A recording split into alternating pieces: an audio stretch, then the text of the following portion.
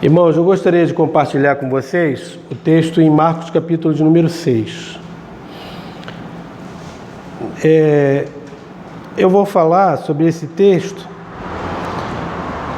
principalmente do versículo 1 ao versículo 29. O texto nos fala sobre portas abertas e portas fechadas. Versículo de 1 a 6 nos diz o seguinte: tendo Jesus partido dali, foi para a sua cidade, e os discípulos o acompanharam. Chegando o sábado, passou a ensinar na sinagoga, e muitos, ouvindo-o, se maravilharam, dizendo: de onde vêm estas coisas? Que sabedoria é essa que lhe foi dada? E como se fazem tais maravilhas com suas mãos? Não é este o carpinteiro, filho de Maria, irmão de Tiago, José, Judas de Simão? E não vieram aqui entre nós, e não vivem aqui entre nós suas irmãs?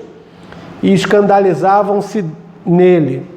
Jesus, porém, lhes disse: não há profeta sem honra senão na sua terra, entre os seus parentes, na sua casa.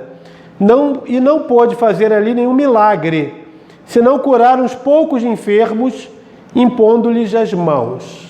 Primeiro, nós vamos ver portas fechadas. Portas fechadas em função da incredulidade. O que nós vemos aqui? Havia incredulidade da parte deles. Vocês veem que eles perguntam: de onde vêm essas coisas? Não é? Eles não criam. Versículo 3. Não é esse o carpinteiro? Eles perguntavam: não é esse o carpinteiro? O filho de José? Não estão entre nós aqui as suas irmãs? E reprovavam-no por conta disso. Muitas vezes a incredulidade é fruto de uma familiaridade. O que significa isso? Eles estavam tão acostumados com a presença de Jesus que eles não creram nele. E é muito em nós de familiaridade com o Evangelho, e muitas vezes a gente não crê no poder de Deus. Eu penso que deve haver uma revisão na nossa vida espiritual, porque se a Bíblia escreve que o Senhor cura, que Ele faz milagre, que Ele transforma e que Ele faz tudo que nós lemos na palavra, nós temos que crer. Não há como, por conta da familiaridade com o Evangelho, nós nos esquecemos do poder de Deus. Mas porque Jesus era familiar a eles, eles não criam que Ele pudesse fazer tudo aquilo que Ele estava fazendo. Outra coisa, havia um perigo real do conhecimento divorciado da fé. Eles conheciam Jesus, mas não criam nele. Eles conheciam a Bíblia, mas não criam que o Senhor pudesse levantar o profeta, levantar o Filho de Deus na sua geração. E a incredulidade dele fechou as portas.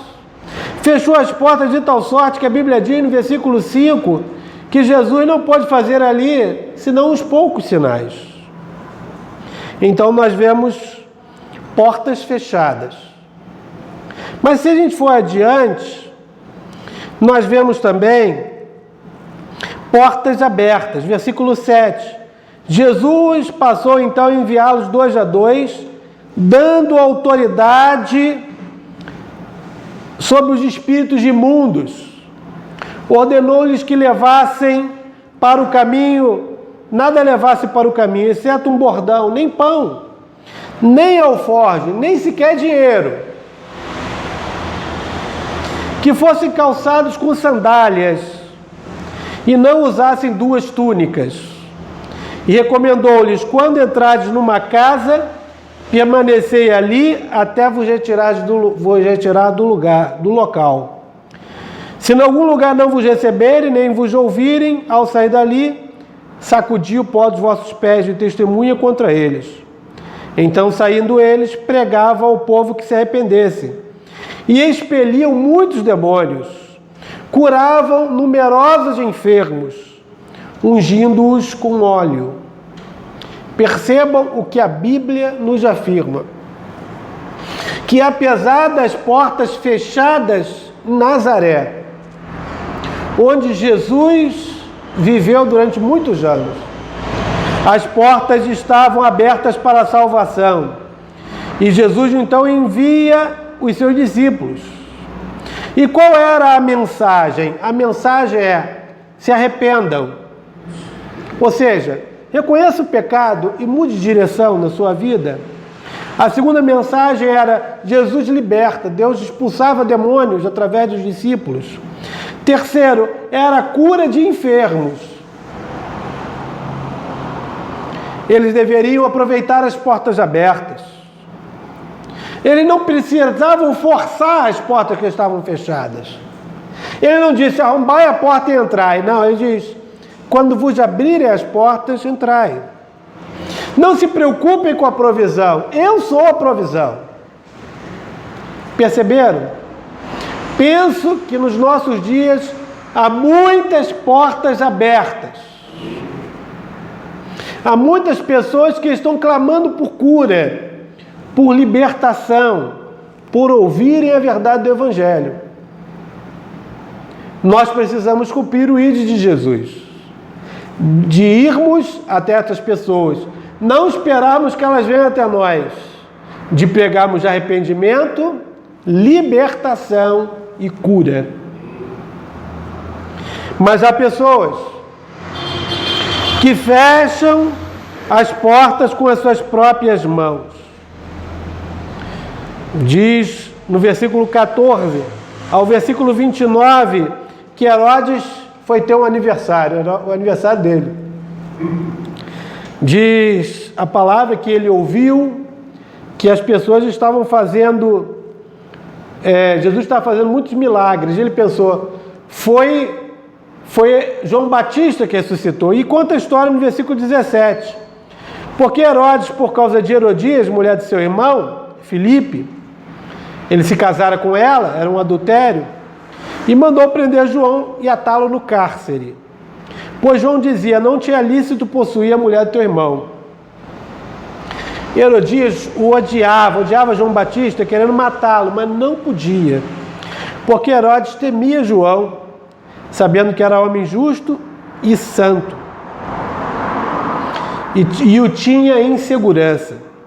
E quando ouvia, ficava perplexo, escutando-o de boa mente. Eu estou no versículo número 20.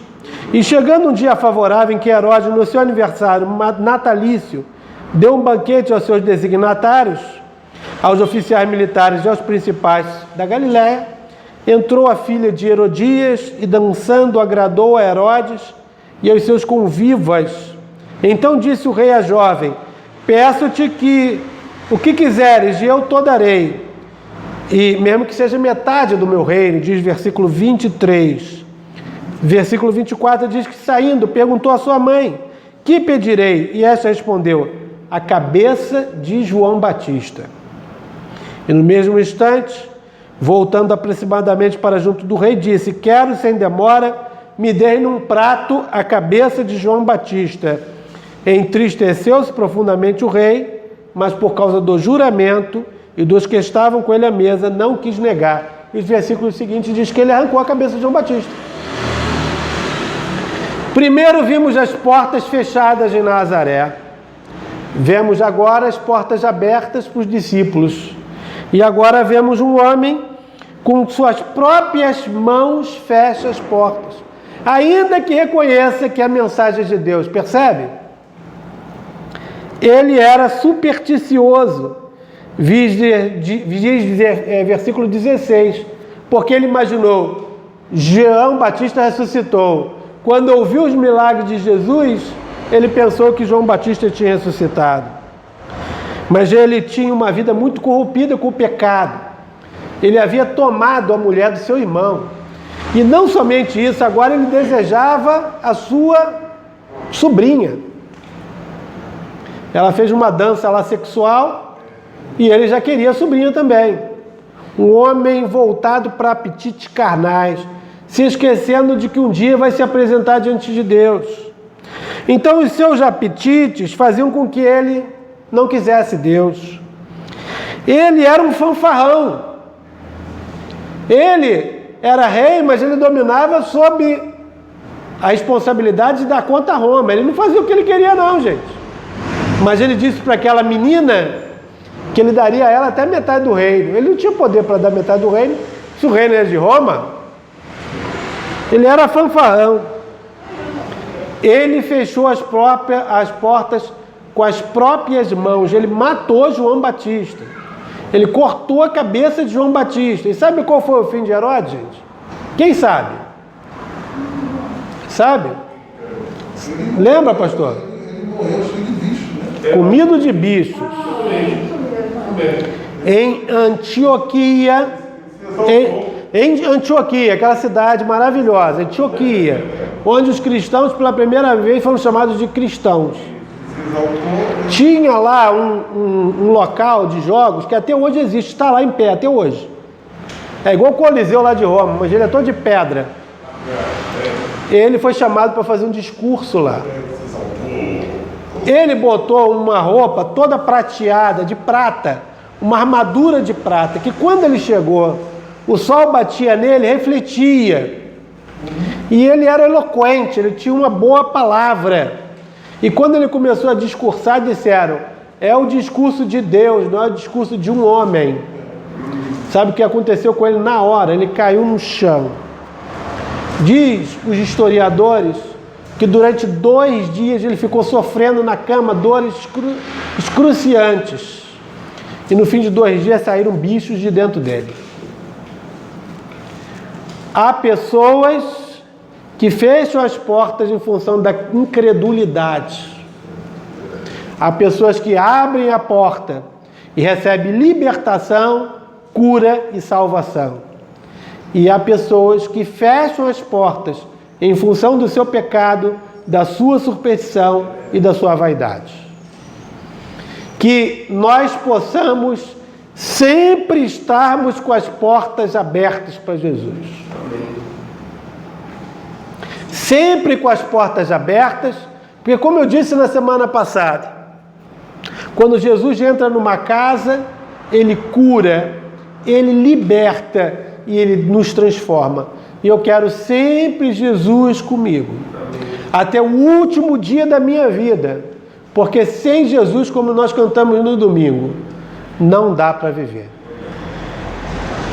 Portas abertas para Jesus. Amém?